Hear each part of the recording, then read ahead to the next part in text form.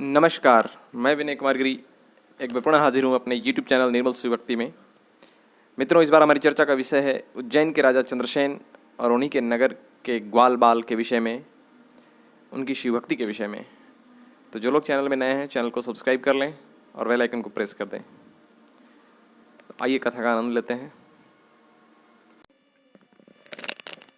उज्जैनी में चंद्रसेन नामक एक महान राजा थे जो संपूर्ण शास्त्रों के ज्ञाता थे तथा बड़े शिवभक्त थे।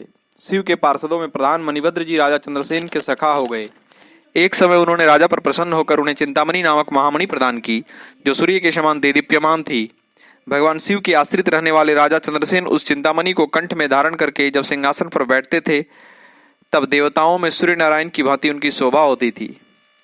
यह सब सुनकर आसपास के राजाओं को चंद्रसेन से जलन होने लगी और उन सभी ने मिलकर उस मणि को हथियाने के लिए उज्जैनी को चारों ओर से घेर लिया। अपनी पुरी को संपूर्ण राजाओं के सेना द्वारा घिरी हुई देख राजा चंद्रसेन भगवान महाकालेश्वर की शरण में गए और दृढ़ निश्चय के साथ उपवास पूर्वक दिन रात महाकाल की आराधना करने लगे। उसी नगर में एक ग्वालिन रहती थी, जिसका एक ही पुत्र था। वह विधवा थी। वह अपने 5 वर्ष के बालक को ले महाकाल मंदिर में गई और उसने राजा चंद्रसेन द्वारा की हुई महाकाल की पूजा का आदरपूर्वक दर्शन किया और भगवान महाकाल को प्रणाम किया। फिर अपने निवास लौट आई। ग्वालिन के उस बालक ने भी वह सारी पूजा देखी थी, अतः घर आने पर उसने भी शिवजी का पूजा करने का विचार किया। एक सुंदर पत्थर लाकर उसने अपने घर के दूसरे कमरे में एकांत स्थान पर रख दिया और उसे शिवलिंग मानकर सुंदर सुंदर पत्तों और फूलों से बारंबार पूजन किया और भांति भांति से नृत्य करके भगवान के चरणों में मस्तक झुकाया। तभी उस ग्वालिन ने उसे भोजन के लिए बुलाया, पर बार बार बुलाने पर भी वह नहीं आया और अपनी पूजा में खोया रहा। तब उसकी मां ने उसे खींच कर ले जाना चाहा, फिर भी नहीं उठने पर क्रोध में आकर ग्वालिन ने उस पत्थर को उठाकर दूर फेंक दिया तथा उसकी पूजन सामग्री भी छिन्न भिन्न कर डाली। यह देख वह बालक जोर जोर से रोने लगा। फिर उसकी मां उसे फटकार कर दूसरे कमरे में चली गई। वह बालक महादेव को पुकारता हुआ मूर्छित हो गिर पड़ा। 2 घड़ी बाद जब उसे होश आया तो उसने देखा उसका वह कमरा महाकाल का सुंदर मंदिर बन गया है। तपाए हुए सोने के बहुत से विचित्र कलश उस शिवालय को सुशोभित कर रहे थे। उस शिवालय के मध्य भाग में शिव जी का रत्नमय लिंग प्रतिष्ठित था। उस बालक ने देखा जिन पत्तों और फूलों से उसने पूजा की थी, वह सब उस शिवलिंग के ऊपर विद्यमान था। वह आश्चर्य और आनंद से गदगद अपनी माता को पुकारने लगा। वह अपने दूसरे कमरे में गया जहां उसकी मां सोई हुई थी।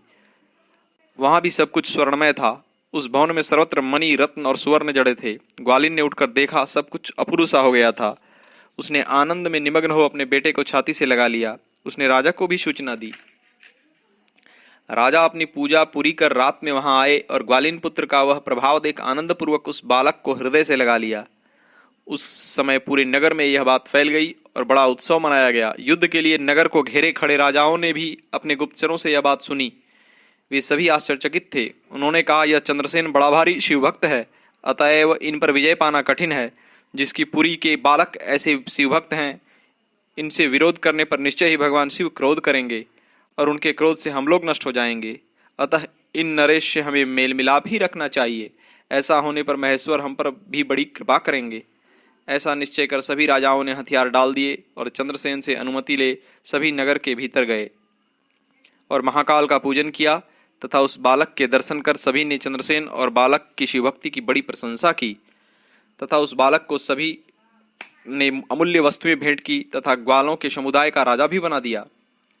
उसी बालक के वंश में 8वीं पीढ़ी में नंद उत्पन्न हुए, जिसके यहाँ साक्षात नारायण पुत्र रूप से प्रकट हो श्री कृष्ण नाम से प्रसिद्ध हुए। ओम।